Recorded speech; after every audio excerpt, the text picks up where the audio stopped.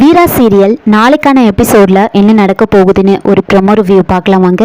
என்னோட ரிவ்யூ பிடிச்சிருந்தா லைக் பண்ணுங்க. அட்வொகேட் வீட்டுக்கு போகிறாரு. ராமச்சந்திரன், வீரா, வள்ளி, ராகவன் எல்லாரும் அங்கே இருக்காங்க.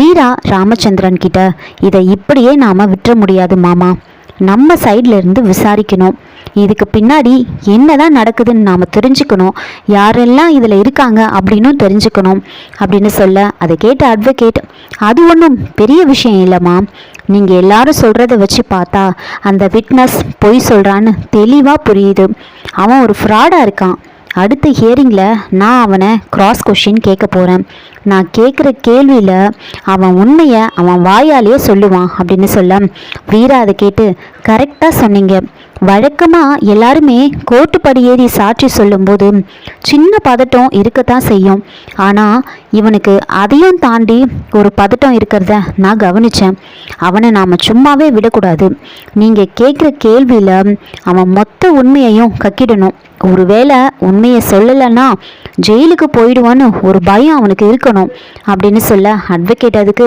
அதை நான் பார்த்துக்கிறேம்மா, நீங்கள் சொன்ன மாதிரி நடந்துட்டா மாறனை ரொம்ப ஈஸியாக இந்த கேஸ்ல இருந்து வெளியில் கொண்டு வந்துடலாம், யாரெல்லாம் இதில் சம்மந்தப்பட்டிருக்காங்களோ அவங்க எல்லாம் உள்ளே போயிடுவாங்க அப்படின்னு சொல்லிட்டு இருக்காங்க. இதெல்லாம் கேட்டு ராகவன் ஒரு பக்கம் பதட்டமாக இருப்பார். இதோட இந்த ப்ரோமோ முடிச்சிருக்காங்க. என்னோட ரிவ்யூ பிடிச்சிருந்தா லைக் பண்ணுங்கள், மறக்காமல் சப்ஸ்கிரைப் பண்ணுங்கள். தேங்க்யூ.